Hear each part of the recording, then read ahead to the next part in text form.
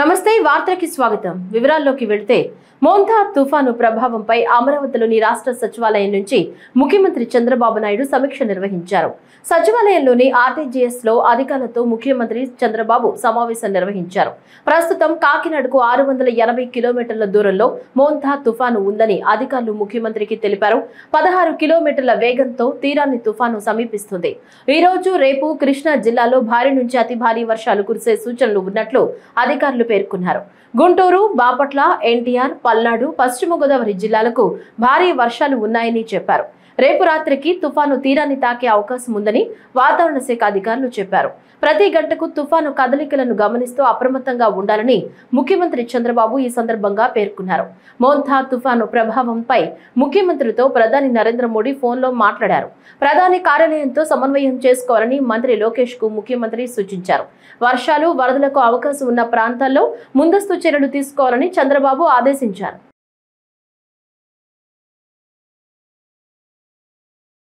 శాంతి భద్రతల పరిరక్షణలో పోలీసుల పాత్ర ఎంతో కీలకమని జిల్లా ఎస్పీ పి జగదీష్ తెలిపారు. అనంతపురంలోని జిల్లా పోలీస్ కార్యాలయంలో పోలీస్ అమరవీరుల వారోత్సవాల్లో భాగంగా ఆయుధాల ప్రదర్శన కార్యక్రమాన్ని నిర్వహించారు.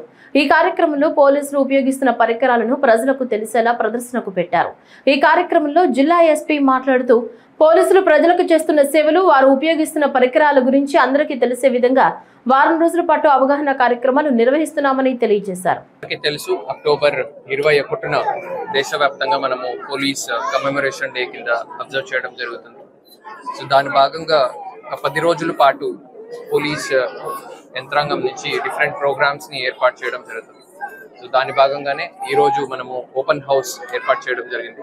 సో దీంట్లో పోలీస్ వెపన్స్ ఉండొచ్చు, పోలీస్ వాడే డిఫరెంట్ కమ్యూనికేషన్ ఎక్విప్మెంట్ ఉండొచ్చు, అదర్ టెక్నికల్ గ్యాడ్జెట్స్ ఉండొచ్చు, అండ్ డాగ్ స్క్వాడ్ ఉండొచ్చు. సో ఇలాగా ప్రతి ఒక్క పోలీస్ వాడే ఎక్విప్మెంట్స్ అన్నింటినీ కూడా మనము డిస్ప్లే కింద పెట్టి పిల్లల్లో, భావి ప్రజలు, యూత్లో అండ్ అప్కమింగ్ పోలీస్ ఫోర్స్లో మనం వాళ్ళందరిలో కూడా దీనికి సంబంధించి ఒక అవగాహన తీసుకురావడానికి ఈ ప్రోగ్రామ్ ఏర్పాటు చేయడం జరిగింది.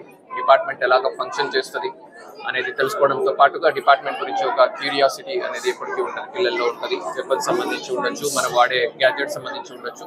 సో దాన్నిటికీ గురించి ఇవన్నీ ఆస్పెక్ట్స్ గురించి కూడా వాళ్ళలో అవగాహన తీసుకురావడానికి దీన్ని ఏర్పాటు చేయడం జరిగింది. ఇలాగే కమింగ్ డేస్ లో మనము blood donation camp, health camp ఇట్లాంటివి కూడా ఏర్పాటు చేయడం జరిగింది. ఇప్పుడు ఆల్రెడీ మనము ఎస్ఏ కాంపిటీషన్, డిబేట్ ఇట్లాంటివన్నీ కూడా మనము కంప్లీట్ కూడా చేసి ఉన్నాము. సో ఇవి మనకు అక్టోబర్ 31 దాకా ఈ ప్రోగ్రామ్స్ కొనసాగుతాయి. తల్లిదండ్రులు మైనర్లకు ద్విచక్ర వాహనాలు ఇవ్వడం ద్వారా వారి జీవితాలను ప్రమాదంలోకి నెడుతున్నారని గుంటూరు జిల్లా ఎస్పీ వకుల్ జిందాల్ అన్నారు.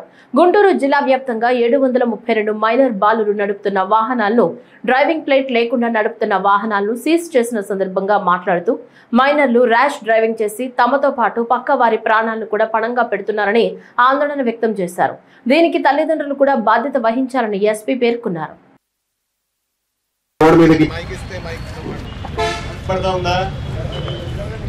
చాలా మంది భారతదేశంలో మైనర్ డ్రైవింగ్ అంటే ఎందుకు అంటే అందరూ ఏమనుకుంటారు, ఇక్కడే వెళ్ళాలి కదా,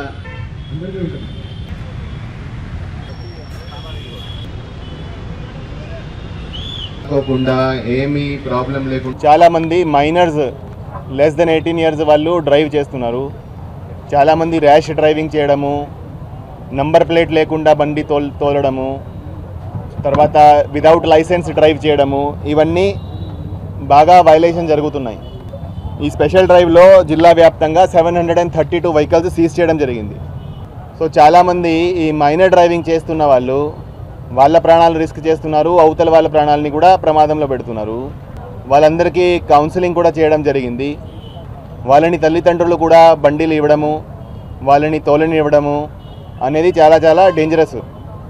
సో పిల్లల కోసం పేరెంట్స్ అన్నీ చేస్తారు, అన్ని రకాల సౌకర్యాలు ఇస్తారు, కానీ వాళ్ళను ఈ బండి ఇచ్చేసి వెళ్ళమంటే వాళ్ళే వాళ్ళ పిల్లల ప్రాణాలు రిస్క్లో పెడుతున్నారు. ఎవరైనా మైనర్ డ్రైవింగ్ చేస్తూ ఉంటే, ఎవరైనా వితౌట్ నెంబర్ ప్లేట్ చేస్తూ ఉంటే, ఎవరైనా ట్రిపుల్ రైడింగ్ చేస్తుంటే బండి సీజ్ చేయడం జరుగుతుంది, ఎఫ్ఐఆర్ కూడా చేయడం జరుగుతుంది. 28వ తేదీ రాత్రి కాకినాడ వద్ద తీరం దాటుతుందని భావిస్తున్న మోంతా తుఫాను ప్రభావం బాపట్ల జిల్లాలోని చీరాల, వేటపాలెం, బాపట్ల, నిజాంపట్నం మండలాల్లోని 108 గ్రామాల్లో ఎక్కువగా ఉండనున్న నేపథ్యంలో ఈ రోజు నుంచి 3 రోజుల పాటు బాపట్ల జిల్లాలోని ప్రభుత్వ, ప్రైవేట్ విద్యా సంస్థలకు సెలవు ప్రకటించారు. జిల్లాలో తుఫాను సహాయక చర్యల పర్యవేక్షణ కోసం ఐఏఎస్ అధికారి వేణుగోపాల్ రెడ్డిని రాష్ట్ర ప్రభుత్వం ప్రత్యేకంగా నియమించింది. బాపట్ల జిల్లా collector doctor V Vinod Kumar Repalle, Nizampatnam తదితర ప్రాంతాల్లో తుఫాను వల్ల ప్రజలకు ఇబ్బందులు లేకుండా చేస్తున్న ఏర్పాట్లను పర్యవేక్షించారు.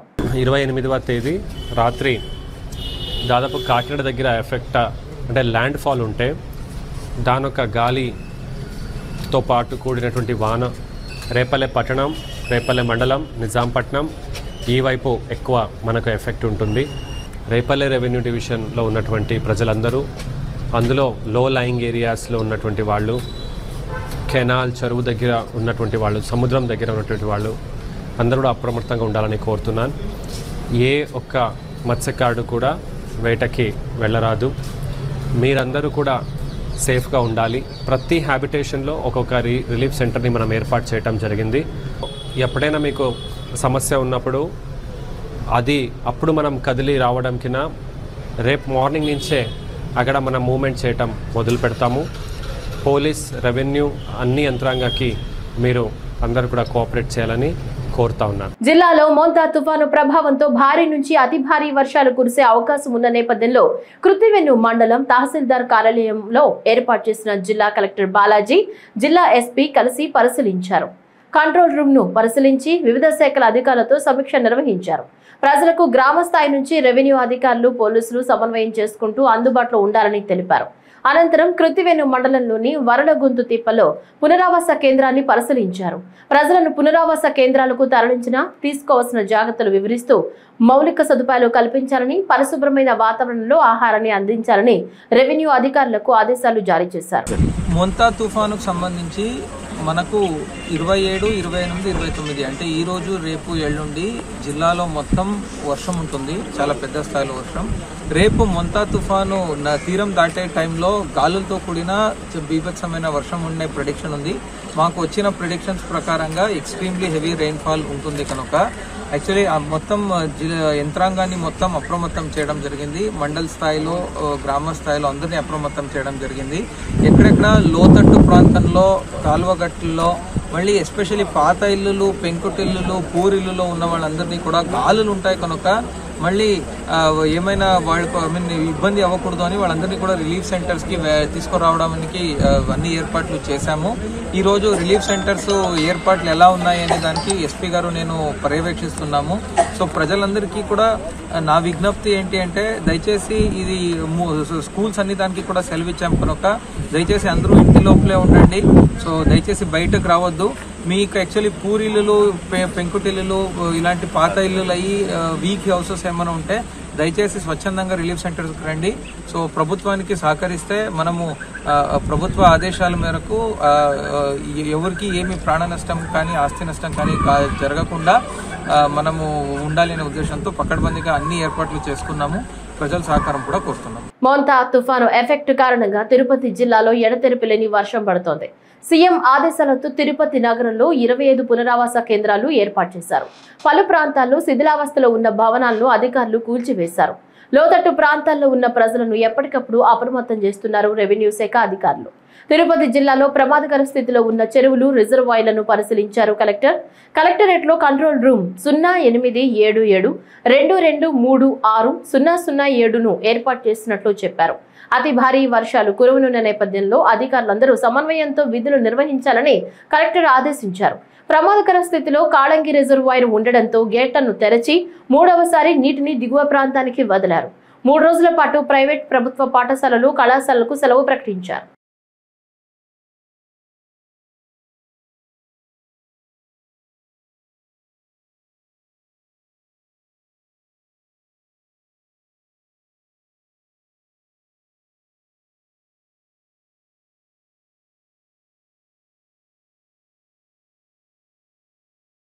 తీరం వెంట సహాయక బృందాలను ఎన్డీఆర్ఎఫ్ దళాలను మోహరించి తుఫాను ప్రభావం ఉన్న ప్రాంతాల్లో రిలీఫ్ క్యాంపులు, జనరేటర్లు, త్రాగునీరు, ఆహారం నిల్వలు సిద్ధం చేసినట్లు కేంద్ర విపత్తుల నిర్వహణ సంస్థ 10వ battalion commander VVN Prasanna Kumar తెలిపారు. ఈ సందర్భంగా మాట్లాడుతూ 10వ బెటాలియన్ బలగాలు తుఫాను ప్రభావిత 6 జిల్లాలకు తరలి వెళ్లాయని చెప్పారు. 30 మంది సిబ్బందితో కూడిన 6 బృందాలు శ్రీ పొట్టి శ్రీరాములు నెల్లూరు, శ్రీకాకుళం, డాక్టర్ బిఆర్ అంబేద్కర్ కోనసీమ, కాకినాడ, పశ్చిమ గోదావరి, కృష్ణా జిల్లాలకు తరలి వెళ్లాయి.